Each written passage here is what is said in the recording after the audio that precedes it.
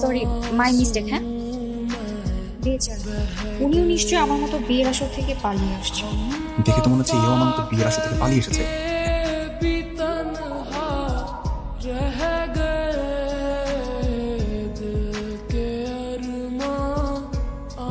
কি আপনি দৌড়াচ্ছেন কেন? আমারও তো একই প্রশ্ন, আপনি দৌড়াচ্ছেন কেন? আরে ওরা আমার গার্লফ্রেন্ডের বাড়ির লোক, ওরা আমাকে ধরতে আসছে। আরে ধুর, ওরা আমার বাড়ির লোক, ওরা আপনার গার্লফ্রেন্ডের বাড়ির লোক হতে যাবে কেন? হ্যাঁ, তাহলে আমি কেন দৌড়াচ্ছি? আপনি দৌড়ান।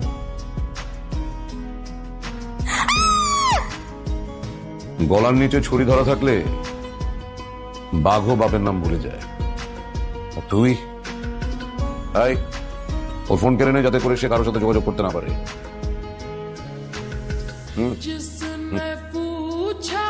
তুমি তাহলে সেই কালপ্রিট যার জন্য আমার মেয়ে বিয়ের আসর থেকে পালিয়ে গিয়েছে।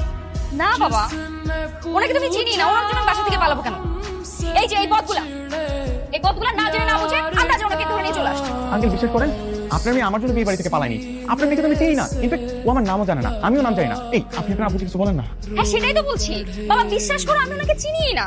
ওনার জন্য আমি কেন পালাতে যাবো বলো তো? বস হয়েছে কি, ম্যাডাম মনে হয় ওনার বয়ফ্রেন্ডকে বাঁচানোর জন্য মিথ্যা কথা বলছে। আমরা সবাই মিলে ধরছি না, এই বাঙ্গা ধরছি না। হ্যাঁ এই কাটা মামা মিথ্যা কেন বলেন? হ্যাঁ আমি তো কিছু বলি নাই, আপনাদের আপাই তো বললাম ওনার বয়ফ্রেন্ড না, তারপর কেন আপনারা এমন করতেছেন? ছেড়ে দেন না আমারে। এসব মিথ্যা কথা শুনে শুনে না আমরা বড় হয়েছি, আর মরার আগে সবাই মিথ্যা কথা বলে।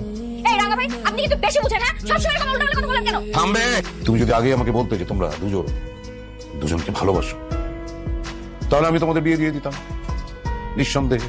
কিন্তু সেটা না করে তুমি বিয়ের আসর থেকে আমার মেয়েকে নিয়ে পালিয়ে গিয়েছো। চরম অন্যায় করেছো, তুমি চরম অন্যায় করেছো।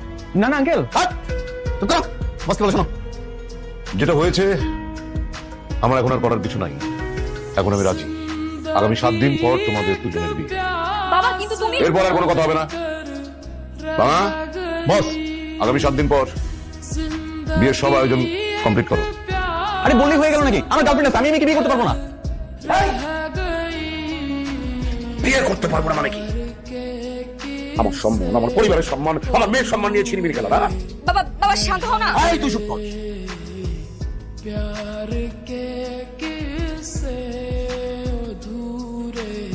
আমার পরিবার, আমার বা আমার মেয়ের সম্মান নিয়ে ফাজলামো একদম কেটে কুচি কুচি করে মাগুর মাছ দিয়ে খাওয়াবো।